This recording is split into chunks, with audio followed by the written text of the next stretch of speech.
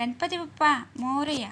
मित्रांनो, वर्षभर आपण ज्या क्षणाची आतुरतेने वाट पाहतो तो क्षण म्हणजे गणेश चतुर्थी. गणेश चतुर्थी म्हणजे भक्ती, उत्साह, आनंद आणि ऐक्याचं प्रतीक.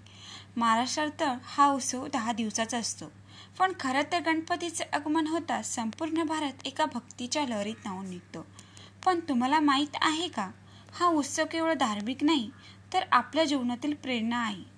आज आपण आजच्या व्हिडिओमध्ये बघणार आहोत गणेश चतुर्थीचं महत्त्व, गणेशाचा जन्मकाळ आणि त्यामागील पौराणिक कथा, गणपतीची पूजा पद्धत, काय करावं आणि काय टाळावं आणि खास उपाय, अजून भरपूर काही गुप्त उपाय पण, आणि सर्व डिटेलमध्ये माहिती आजच्या व्हिडिओमध्ये आहे. त्यामुळे व्हिडिओ शेवटपर्यंत नक्की बघा, कारण शेवटला मी तुम्हाला असा एक गुप्त उपाय सांगणार आहे जो तुम्हाला 2025 मध्ये सुख, शांती आणि समृद्धी देईल.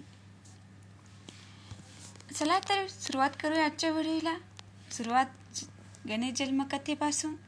प्राचीन काळी कैलास पर्वतावर भगवान शंकर आणि पार्वती माता वास करत होते. पार्वती माता रोज स्नानासाठी एकांत जागा शोधायच्या.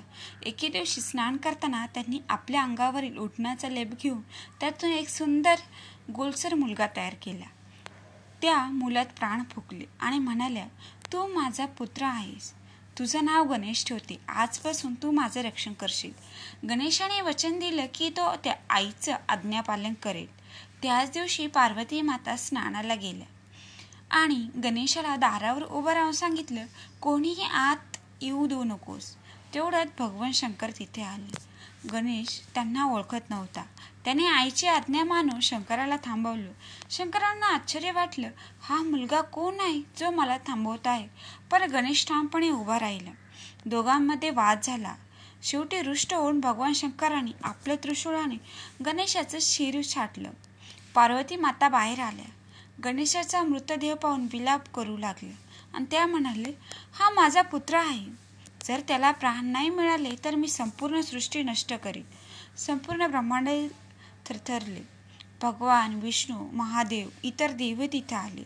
त्यांनी शंकरांना विनंती केली, देवीचा कोप शमविण्यासाठी गणेशाला पुन्हा प्राण द्या. तेव्हा शंकराने आपल्या गणांना आज्ञा केली, उत्तर दिशेला जाऊन पहिल्या सजीव प्राण्याचं शिर घेऊन या. गणांना सगळीकडे शोधल्यावर एक हत्तीचा पिलगा दिसला. त्यांनी त्याचं शिर आणलं.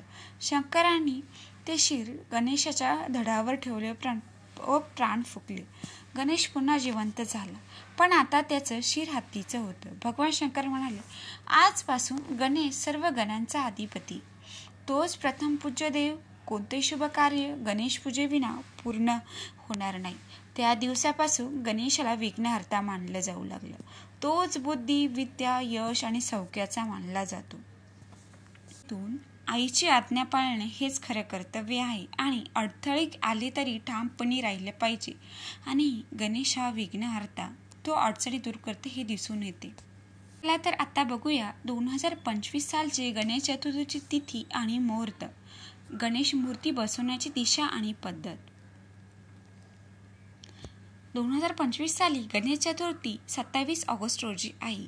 भाद्रपद शुक्ल चतुर्थीची सुरुवात 27 ऑगस्ट सकाळी 6:49 सुरू होईल व समाप्ती 28 ऑगस्ट सकाळी 6:26 वाजता होईल.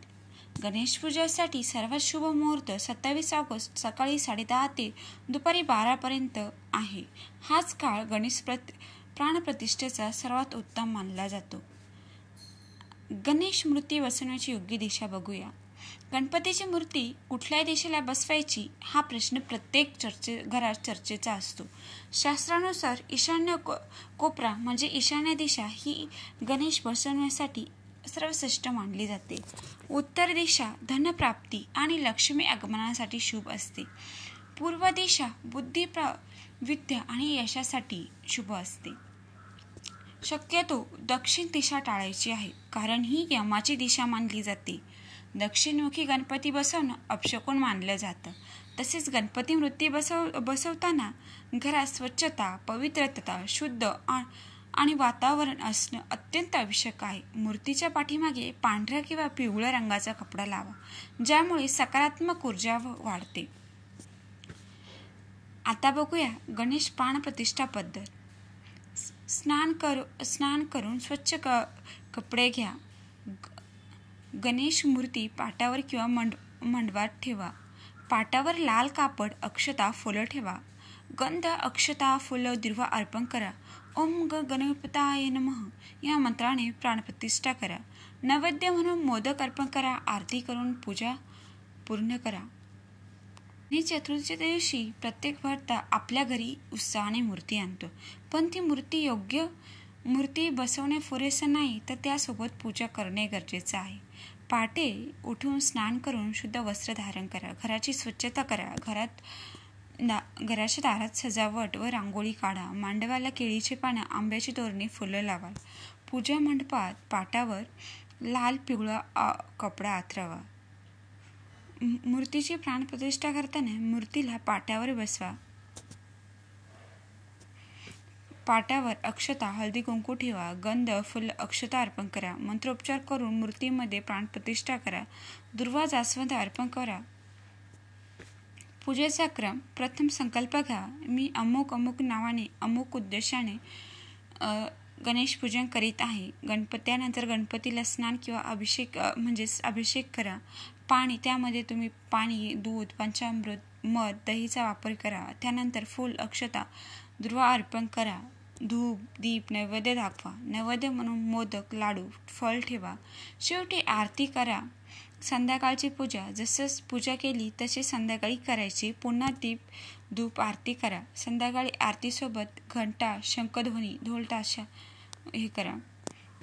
गणपती बाप्पांना हे निसर्गप्रेमी आहे. त्यांना हिरव्या पानांचा व फुलांचा नैवेद्य प्रिय आहे. लाल जास्वंद, दुर्वा, मोगरा, झेंडू, शमीची पानं. नैवेद्यामध्ये मोदक, लाडू, खीर, फळं, नारळ. मोदकाचं महत्त्व खूप आहे, कारण की मोदकाला गणपती बाप्पांचं सर्वात प्रिय मिठाई मानले जाते. मोदकाचं स्वरूप म्हणजेच ज्ञानाचं बीज. जसं मोदक बाहेरून लहान आणि आत गोड सारण असतं, तसंच ज्ञान बाहेरून कष्टदायी पण आत आनंददायी असतं. गणेशाला मोदक अर्पण केल्याने घरात आनंद, सौख्य आणि समाधान वाटतं. पूजा. तसेच आपल्याला गणेश मंत्राचे सुद्धा दररोज पठण करायचे आहे.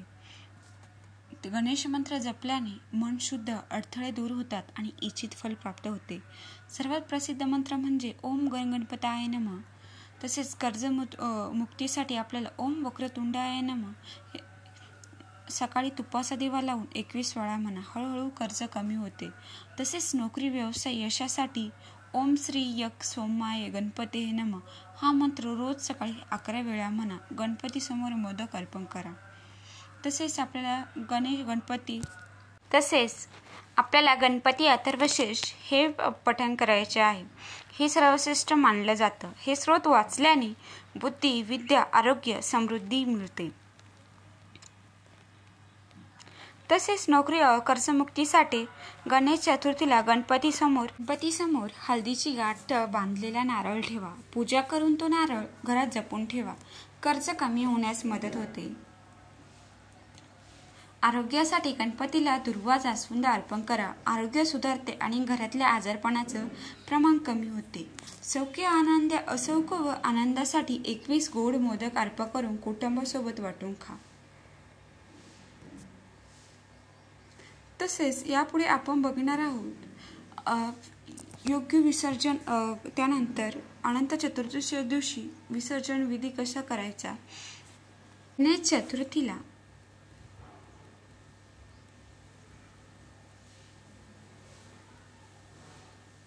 आपण बाप्पाला घरी आणतो, पूजा अर्चा करतो आणि मग विसर्जन करतो. पण विसर्जनच का? कथेनुसार गणेश भाद्रपद शुक्ल चतुर्थीला पृथ्वीवर येतो बाप्पा आणि 10 दिवस भक्तासोबत राहतो. 11व्या दिवशी म्हणजे अनंत चतुर्दशीला गणेश आपल्या कैलासात परत जातो. त्याला निरोप देण्यासाठी विसर्जन केलं जातं. विसर्जन म्हणजे मूर्ती नदीत, समुद्रात नेऊन विसर्जित करणं. परंतु यामागे गूढ आध्यात्मिक अर्थ आहे. आपण ज्याला स्वरूप दिलं, मातीची मूर्ती, त्याला पुन्हा पंचमहाभूतात विलीन करणं. जीवन हे क्षणभंगुर आहे. प्रत्येकाला एक दिवस परत जायचं असं याची जाणीव. योग्य पद्धतीने विसर्जन विधी बघूया. घरगुती विसर्जन. शेवटच्या दिवशी सकाळ संध्याकाळ आरती करा. गणपतीला मोदक, नारळ, फळ अर्पण करा.